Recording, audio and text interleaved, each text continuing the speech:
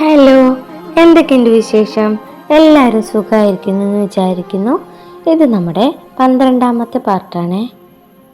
എന്താ പിള്ളേരെ, ആർക്കും സ്റ്റോറി ഇഷ്ടപ്പെടുന്നില്ലേ? അതാണോ കമൻ്റ് ഒന്നും ഇടാത്തേ? എല്ലാവരും കുറേ പേര് വീഡിയോസ് കാണുന്നുണ്ട്, പക്ഷെ ആരും കമൻ്റ് ഇടുന്നില്ലല്ലോ. സ്റ്റോറി ഇഷ്ടപ്പെടുവാണെങ്കിൽ തീർച്ചയായിട്ടും കമൻ്റ് ഇടാൻ മറക്കരുത് കേട്ടോ. എന്നാൽ നമുക്ക് സ്റ്റോറിയിലേക്ക് പോയാലോ? ഇത് നിന്റെ വീടല്ലേ, അപ്പൊ നീ എന്തിനും താഴെ കിടക്കണേ? എന്നാ നീ വന്ന് താഴെ കിടക്ക്, ഞാൻ ബെഡിൽ കിടക്കാം. അയ്യോ, അത് വേണ്ട, എനിക്ക് താഴെ കിടക്കാൻ പേടിയാ. നീ വേണമെങ്കിൽ എൻ്റെ അടുത്ത് കിടന്നോ, എനിക്ക് കുഴപ്പമില്ല. പക്ഷെ എനിക്ക് കുഴപ്പമുണ്ട്. അതെന്താ? എനിക്ക് നിന്നെ തീരെ വിശ്വാസമില്ല, അത്ര തന്നെ. ഓ, വേണ്ടെങ്കിൽ വേണ്ട. അവൾ കുറച്ചു നേരം മിണ്ടാതിരുന്നു. ദത്താ, എനിക്ക് ഉറങ്ങാൻ കൂടെ നീ ഒരു സമാധാനം തരില്ല പറഞ്ഞേ.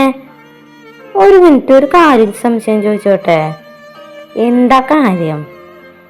അതുണ്ടല്ലോ, പിന്നെയുണ്ടല്ലോ, ഈ നാട്ടിലുള്ളവരൊക്കെ പറയുന്നു നിന്റെ സെറ്റപ്പാണ് കോകിലാന്ന്.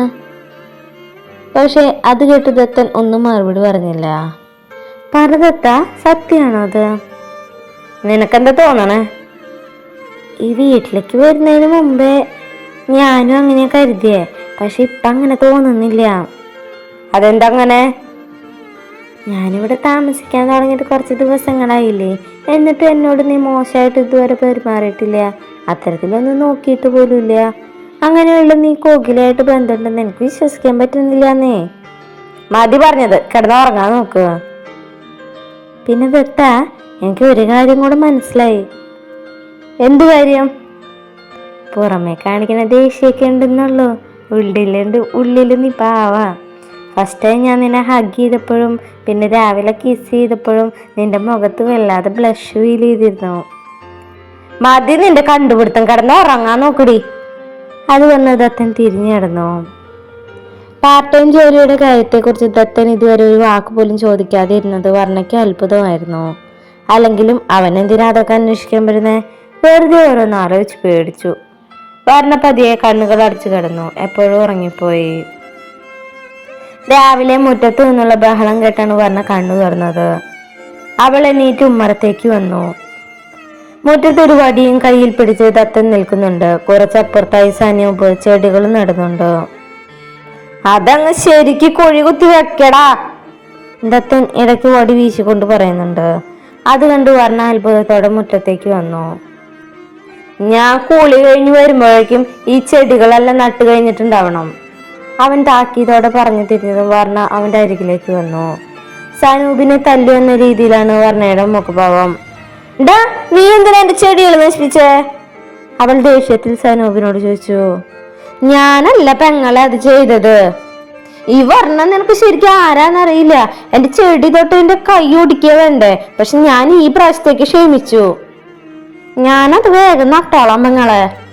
അത് പറഞ്ഞ് സനൂപ് ചെടി വെക്കാൻ തുടങ്ങി. വർണ്ണ അവനെ ഒന്ന് നോക്കിയ ശേഷം ദത്തന്റെ പിന്നാലെ അകത്തേക്ക് വന്നു. എന്ത് ധൈര്യത്തിലാടി അവനെ ഭീഷണിപ്പെടുത്തിയേ? ഞങ്ങള് കൂടെയുള്ള ധൈര്യത്തിൽ തന്നെ. പിന്നെ എന്റെ ചെടി നശിപ്പിച്ച ഞാൻ അവനെ എന്തെങ്കിലും പറഞ്ഞില്ലെങ്കിൽ നമ്മുടെ മക്കൾ എന്നോട് ക്ഷമിക്കില്ല ദത്ത. ആ ചെക്കനൊന്നല്ല ചെടി നശിപ്പിച്ചേ, അവന്റെ പെങ്ങള് സ്മിതയാ. അവള് വഴക്കിനൊന്നും നിൽക്കാത്ത ആളാണ്. പിന്നെ എന്തിനാ അങ്ങനെ ചെയ്തതെന്ന് എനിക്ക് മനസ്സിലാവാത്ത. പക്ഷെ എനിക്ക് നല്ല വ്യക്തമായിട്ട് അറിയാൻ കാരണം. എന്ത് കാരണം? അതിന് കാരണം ഈ ദേവദത്തനാണ്, അവന്റെ നെഞ്ചിൽ തൊട്ടുകൊണ്ട് പറഞ്ഞു. ഞാനോ? അതെ, നിങ്ങൾ തന്നെ. ഒരാൾ ഇത്രയും കാലം വേലിക്ക് അപ്പുറത്തൊന്ന് പ്രേമിക്കണം നിങ്ങൾ അറിഞ്ഞില്ല എന്ന് പറഞ്ഞ കഷ്ടം തന്നെ. നീ എന്തൊക്കെയാ പറയണേ? ഞാൻ പറഞ്ഞ പച്ചപരമാർത്ഥമായ സത്യം മനുഷ്യ. നിങ്ങളെ ഞാൻ ഇന്നലെ ഉമ്മ വെച്ചെന്റെ ദേഷ്യത്തിൽ അങ്ങനെ ചെയ്തേ. ഒരു ഉമ്മ വെച്ചതിന് ഇങ്ങനെ. അപ്പൊ ഫസ്റ്റ് നൈറ്റ് എങ്ങാനും കഴിഞ്ഞത് നിങ്ങളെ അവളെന്നെ കൊല്ലുമായിരുന്നല്ലോ. അവളത് പറഞ്ഞുകൊണ്ട് ഡ്രസ്സ് എടുത്ത് കുളിക്കാൻ പോയി. ദത്തനാണെങ്കിൽ അന്തം വിട്ട് വീട്ടിലിരുന്നു. കാരണം വേഗം തന്നെ കുളിച്ച് റെഡിയായി കോളേജിലേക്ക് ഇറങ്ങി. അവൻ ഇറങ്ങാൻ നേരം നോക്കി ദത്തൻ കുളിക്കാൻ പോയി. വർണ്ണ ബാഗും എടുത്ത് പുഴക്കടവിലേക്ക് നടന്നു. ദത്ത, ഞാൻ പോവാട്ടോ. പിന്നെ ഞാൻ ഇന്നലത്തെ പോലെ ഉമ്മിച്ചാലോ എന്ന് കരുതിയല്ലേ നീ ആ സമയം നോക്കി കുളിക്കാറിങ്ങിയേ? അവൾ കളിയാക്കി. പിന്നെ നീ ഒന്ന് പോയേടി, ഞാൻ എനിക്ക് തോന്നുമ്പോ കുളിക്കും, അതിനിഷ്ടം നീ വരണ്ട. ശരി തമ്പ്രാനെ, ഉത്തരവ്, ഞാൻ പോവാ. അത് പറഞ്ഞ് ദത്തന് ഒരു ഫ്ലൈങ് കീസ് കൊടുത്ത് അവൾ പുറത്തേക്ക് പോയി. രാവിലെ ഷോപ്പിങ്ങിൽ പോയ ശേഷം അവൾ കോളേജിലേക്ക് എത്തി.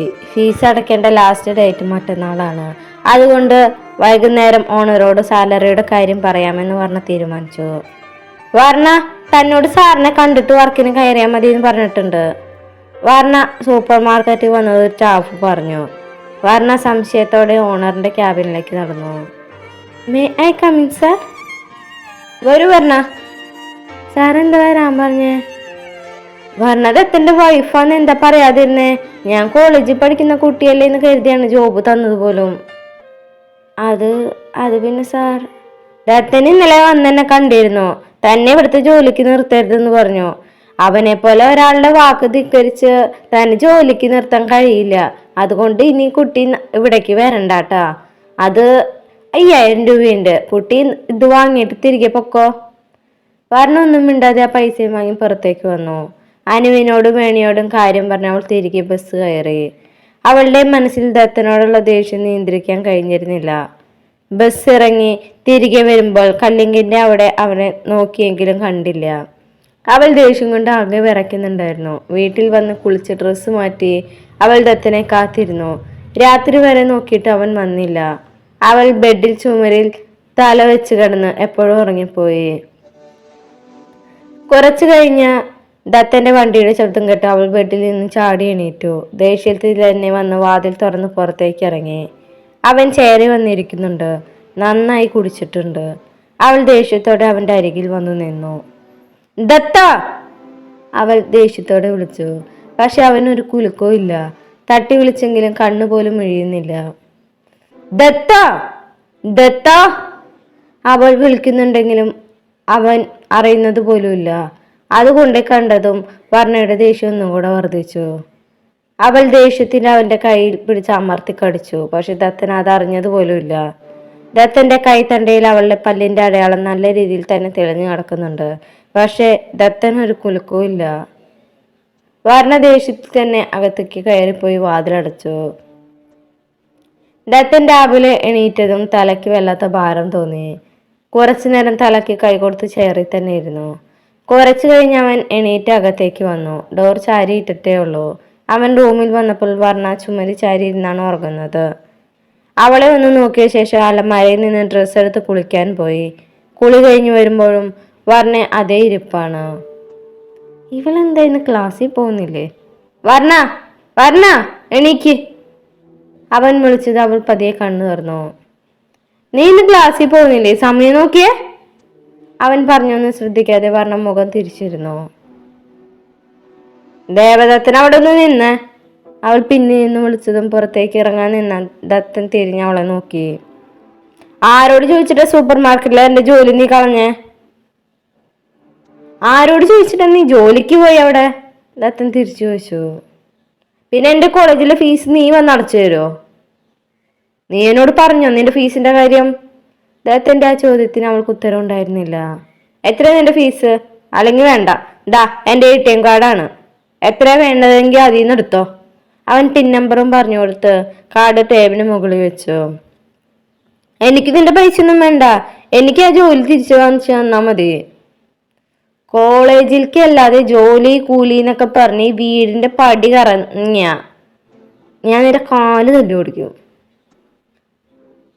അതിന്റെ ഒക്കെ ആവശ്യം എന്താ ദത്താ? നീ വെറുതെ എനിക്ക് വേണ്ടി കഷ്ടപ്പെടണ്ട.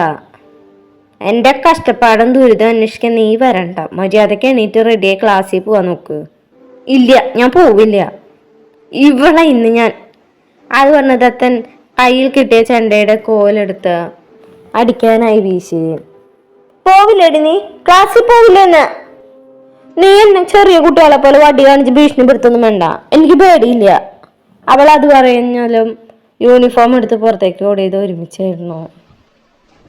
എടാ ദേവദത്ത, എനിക്ക് നിന്നെ പേടിയൊന്നുമില്ല. പിന്നെ വയസ്സിന് മൂത്ത ആളാന്ന് പറഞ്ഞിട്ട് അനുസരിച്ചില്ലാന്ന് വേണ്ട. അത് പറഞ്ഞ അവൾ ബാത്റൂമിലേക്ക് കയറി. ഈ പെണ്ണിന്റെ ഒരു കാര്യം. അവളെ നോക്കി ദത്തൻ ചിരിയോടെ പറഞ്ഞു. വർണ്ണ കുളി കഴിഞ്ഞിറങ്ങാനായി ദത്തൻ പുറത്ത് കാത്തു നിൽക്കുകയായിരുന്നു. കുറച്ചു കഴിഞ്ഞു അവൾ കുളിച്ചിറങ്ങി. ഡി, ഞാൻ പുറത്തു പോവാ, വരാൻ വൈകും. അവളൊന്ന് മൂടി. തല ശരിക്ക് തോർത്ത്, മുടിയിൽ നിന്നും വെള്ളം ശരിക്ക് പോയിട്ടില്ലെങ്കിൽ പനി പിടിക്കും. അത് പറഞ്ഞ അവൻ വണ്ടിയെടുത്ത് പുറത്തേക്ക് പോയി. ഇവനെങ്ങോട്ടും മനസ്സിലാവുന്നില്ലല്ലോ എൻ്റെ മഹാദേവ. അവൾ വേഗം റെഡിയായി. ഇറങ്ങാൻ നേരം ടേബിളിന് മുകളിൽ വെച്ചിരിക്കുന്ന ദത്തൻ്റെ ATM കാർഡും എടുത്തു. എൻ്റെ ഫീസ് എത്രയാന്ന് വെച്ചിട്ട് ഇവന് എനിക്ക് കാർഡ് തന്നെന്തോ 1000 2000 ആയിരിക്കും എന്ന് കരുതിയിട്ടുണ്ടാവുക. അവൾ നേരെ പോയത് സൂപ്പർ മാർക്കറ്റിലേക്കാണ്. ഷോപ്പിന് പുറത്ത് പറഞ്ഞ അനുവിനെയും വേണിയും കാത്തു നിന്നു. അവർ കൂടെ വന്നത് 3 പേരും കൂടി ATMയിലേക്ക് നടന്നു. ഞാൻ പറഞ്ഞേ ദത്തേണ്ണ നിന്നെ ഇഷ്ടാണ്, അല്ലാതെ ആരെങ്കിലും സ്വന്തം കാർഡ് തരുമോ? അനു പറഞ്ഞു. എനിക്കൊന്നും അറിയില്ല ആ കാട്ടുമാക്കാന്റെ സ്വഭാവം. അവർ 3 പേരും ഒരുമിച്ചാണ് പൈസ എടുക്കാൻ കയറിയത്. കാർഡ് മെഷീനിലേക്ക് ഇട്ട് പിൻ നമ്പർ എല്ലാം അടിച്ചു കൊടുത്തു. സാലറി 5000, പിന്നെ മോതിരം പണയം വെച്ചപ്പോ ഒരു 5000 കിട്ടിയിട്ടുണ്ട്. അപ്പൊ ഇനി 5000 എടുത്താ പോരെ? നീ എന്തിനാ പറഞ്ഞ മോളിങ്ങനെ പിശുക്കണേ? എന്തായാലും 10000 എടുത്തേക്ക്, അനു പറഞ്ഞു. അത്ര പൈസ ഒന്നും അക്കൗണ്ടിലില്ലെങ്കിലോ? നീ എന്തായാലും നോക്കി നോക്ക്, അപ്പ അറിയാലോ. എന്തായാലും പതിയെ മതിട്ടാ. പുറത്തൊക്കെ തിരിച്ചു വിടാ, അവിടെ കുറച്ചു നേരം ഈസിയിൽ നിൽക്കാലോ, വേണി പറഞ്ഞു. ഹായ്, സാനിറ്റൈസർ, നല്ല മണം. ATMയിൽ സാനിറ്റൈസർ കയ്യിലാക്കിക്കൊണ്ട് അനു പറഞ്ഞു. എനിക്കും കുറച്ച് തടി. അനുവും വേണി സാനിറ്റൈസറിന് വേണ്ടി അടിയായി. ഒരു അത്യാവശ്യ കാര്യത്തിന് വരുമ്പോഴാണ് അവരൊരു തല്ലുകൂട്ടം. നിങ്ങൾക്ക് നാണില്ലേ സാനിറ്റൈസറിന് വേണ്ടി അടി ഉണ്ടാക്കാൻ? മ്ലേച്ഛം. അങ്ങോട്ട് മാറി നിൽക്ക്, ഞാനൊന്ന് മണത്തോക്കട്ടെ. അവർ 3 പേരും സാനിറ്റൈസറിന് വേണ്ടി അടി ഉണ്ടാക്കാൻ തുടങ്ങി. ഹായ്, അനു CCTV നോക്കി കാണിച്ചു. ഹായ് ATM മുതലാളി, ഞാൻ പറഞ്ഞ. ഹായ്, ഞാൻ വേണി. ഹായ്, ഞാനാണ്. അവർ 3 പേരും CCTV നോക്കിയിൽ പറഞ്ഞു. കുറെ നേരം ആയില്ലേ കുട്ടി, കഴിഞ്ഞില്ല ഇത്ര നേരമായിട്ടും? പിന്നിൽ നിൽക്കുന്ന ചേച്ചി ചോദിച്ചപ്പോഴാണ് അവർക്ക് വന്ന കാര്യം ഓർമ്മ വന്നത്. എടി, ക്യാഷ് എത്രയാന്ന് വെച്ചാൽ എടുക്ക്, അനു പറഞ്ഞതും വേണി 10000 രൂപ അടിച്ചു കൊടുത്തു. അയ്യോ, ബാലൻസ് നോക്കിയിട്ട് പൈസ എടുത്താൽ മതിയായിരുന്നു, വർണ്ണ പറഞ്ഞു. അപ്പോഴേക്കും ക്യാഷ് വന്നിരുന്നു. അനു വേഗം ക്യാഷ് എടുത്തു. ബാലൻസ് നോക്കി പറഞ്ഞു മോളെ, വേണി പറഞ്ഞു. ബാലൻസ് 2000 രൂപ. 2000 രൂപയാ? നീ എന്തൊക്കെയാ പറഞ്ഞ മോളെ പറയണേ? മാറി തന്നെ, ഞാൻ നോക്കട്ടെ. വേണി സ്ക്രീനിന് മുന്നിലേക്ക് നിന്നു. 1 10 100 10000 ലക്ഷം 3,20,000 രൂപ. വർണ്ണയും അനുവും വേണിയും കീഴി പോയ അവസ്ഥയിലാണ് ATMന് ഉള്ളിൽ നിന്നും പുറത്തേക്ക് വന്നത്. കോളേജിൽ എത്തുന്നവരെ അവർ പരസ്പരം ഒന്നും മിണ്ടിയില്ല. ക്ലാസ് എടുക്കുമ്പോഴും അവർ 3 പേരും മാത്രം മറ്റേതോ ലോകത്തായിരുന്നു. ഉച്ചയ്ക്ക് ലഞ്ച് ബ്രേക്ക് ആവുന്നവരെ അവരൊന്നും മിണ്ടിയില്ലായിരുന്നു. വർണ്ണമോളെ, 3 ലക്ഷത്തിന് എത്ര പൂജ്യമുണ്ട്? 1 2 3 4 5 പൂജ്യല്ലേ? അപ്പൊ എന്റെ കണ്ണിന് കുഴപ്പമൊന്നുമില്ലല്ലോ അല്ലേ? അല്ല, ചേട്ടനെ ഇവിടുന്ന് ഇത്രയും പൈസ? എനിക്കറിയില്ല. നീ ഒന്ന് പറഞ്ഞില്ലേ ചേട്ടൻ്റെ കയ്യിൽ ഗണ്ണുണ്ടെന്ന്? നിന്റെ അത്തേട്ടൻ KGFലെ റോക്കി പോയ പോലെ വല്ല ഗാങ്സ്റ്റാറും ആയിരിക്കുവോ? ദേത്തേനെ കണ്ട ഗാങ്സ്റ്റാറിന്റെ ലുക്കൊന്നുമില്ല, ഒരു തനി നാട്ടിൻപുറത്തുകാരൻ. ഇനി വല്ല കള്ളക്കടത്തും? ഡീ, എനിക്ക് പേടിയാവണു. ദത്തേനെ പോലീസ് പിടിച്ച നമ്മളെയും പിടിക്കില്ലേ? വേണി ചോദിച്ചു. അതെന്താ അങ്ങനെ? നമ്മൾ ദത്തേന്റെ അക്കൗണ്ടിൽ നിന്നും പൈസ എടുത്തില്ലേ, അത് CCTVയിലുണ്ടാവും, നമ്മൾ പെട്ടു പറഞ്ഞ മോളെ, അനു പറഞ്ഞു.